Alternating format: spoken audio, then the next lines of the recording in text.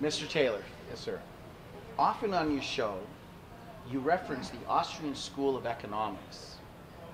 Can you bullet point the contrasts between the Australian model and the Keynesian economics model? Right. I think you mean the Keynesian. Keynesian, sorry. Yeah, the Keynesian. Yeah, the Keynesian economics. Well, Keynesian.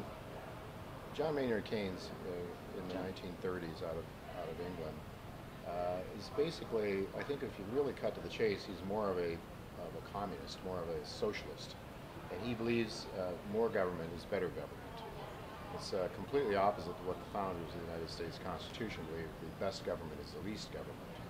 So the idea of the Keynesians, of John Maynard Keynes, was that government should step in and get involved and deficit spend, to create economic demand at a time when otherwise there wasn't any economic demand, or when the private sector was decreasing its economic demand. And in that way, the theory was that you could keep recessions from taking place.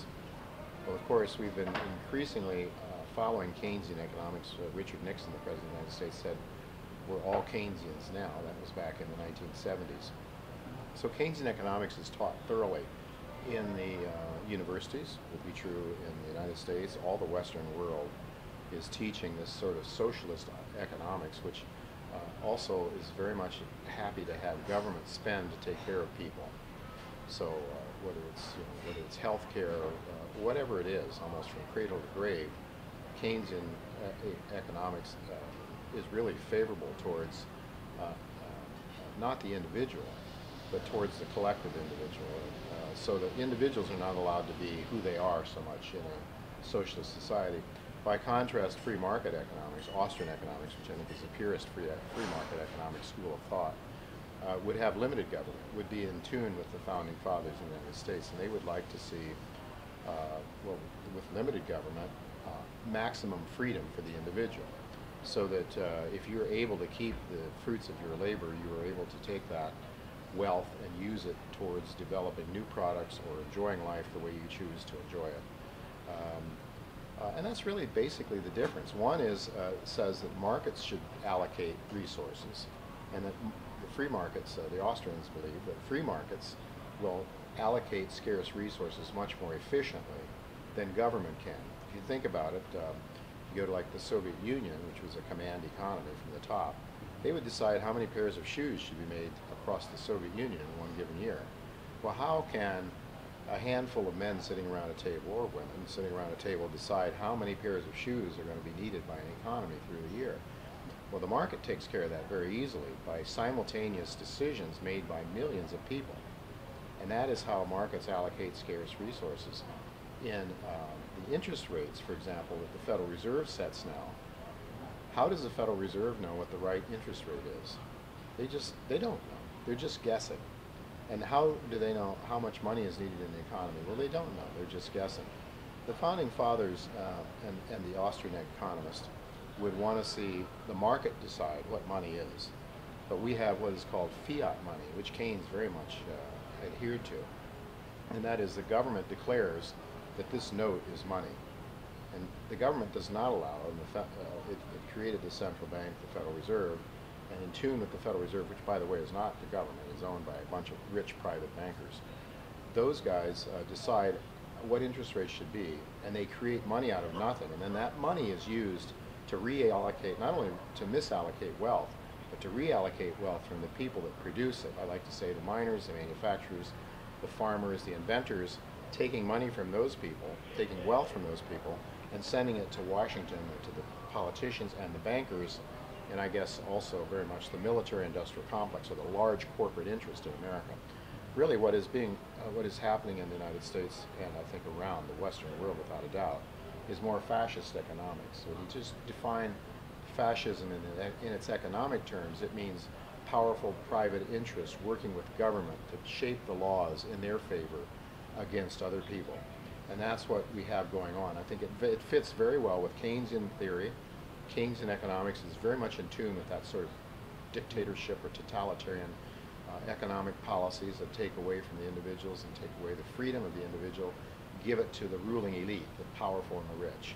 So that's really the basic difference between Keynesian economics, which was a statist economic system that wants government to run the whole thing, and the Austrian economists, the free market economists, which are in tune with the founding fathers of the United States, that wanted to see people have the freedom to run their own lives and to allocate the resources as they so choose. Very good. And you pretty much answered this follow-up, but I'll just throw it at you anyway. Given the deteriorating state of the U.S. economy and the value decline of the U.S. dollar, how would applying the Austrian economics template improve the situation, the current situation, if at all? Well, it would definitely improve it in the long run. In the short term, I think it would be extremely painful, because the Austrian economist would say, stop this money creation. And because we have debt that has grown exponentially for what's been growing faster and faster, it's just, the debt to GDP is far greater now than it's ever been in the history of the United States. Previous high, if you looked at debt to GDP, was about 280%. It's now about 360%. Came down a little bit after the Lehman Brothers decline. So what the markets really want to do is to let this debt go down. They want to see bankruptcies. The market would like to see the truth be told. The insolvency of the country and of individuals and corporations should go bankrupt, and should pay the price for their extravagance and the reckless way they've behaved in the past. That would be very painful, but it would set the stage for a very robust growth, healthy growth, if the government stepped away and allowed the free market to work. Then we could have sustained economic growth, and we could have the prosperity like we've never had before. But unfortunately, people, I think it's sort of natural for human beings and for societies, as they go through long periods of prosperity, they get soft, they get weak, and they want to have it easy. They don't want to adhere to the realities of life. And I think that's where the Western world is now. And I think the Western world is going to come tumbling down. I think we're seeing the start of it with all that's going on in Greece and the United States. And what they're trying to do, instead of recognize that reality and allowing the market to cleanse itself, they are continuing to create more debt, which is going to mean that the ultimate decline, when it comes, and it will inevitably, we're going to have a global crash like we've never seen before. Whether we go through some sort of hyperinflationary explosion, or whether we go into a deflationary depression, as the markets would prefer, it's going to be very painful. But when it's over finally, then there's a chance that we could have something much better. But if we adhere to free market economics. But what I'm afraid might happen is, when the end comes, people say, see, that's capitalism that caused that. But what we have now isn't capitalism. This is why this discussion is so important. What we have is fascism. We have this growing intervention against free market capitalism. So you can't call this capitalism. But they will try to call it capitalism so they can retain control. If you say, aha, it's government's intervention that caused this problem, then the masses would get upset, and they would say, well, we got to go back to Adam Smith. We got to go back to Thomas Jefferson and George Washington and the founders of the United States Constitution. But so that's my greatest fear. On the other hand, there are people like Ron Paul and others, Peter Schiff, and people that are out there really telling it like it is. And their hope is that when this thing comes down, if enough people tell it like it is, that we'll come back to the right answer, and we'll say the real cause of this was not capitalism, but the antithesis of capitalism. Sure. In the U.S., there's a bipartisan bill, H.R. 1489, afloat to reinstate Glass-Steagall, which separates investment and commercial banking, and in the process will deal with the huge amount of derivatives. About 80 congressmen are co-sponsoring this bill, and similar policies have manifested in other countries. Are you aware of these efforts, and do you support such initiatives?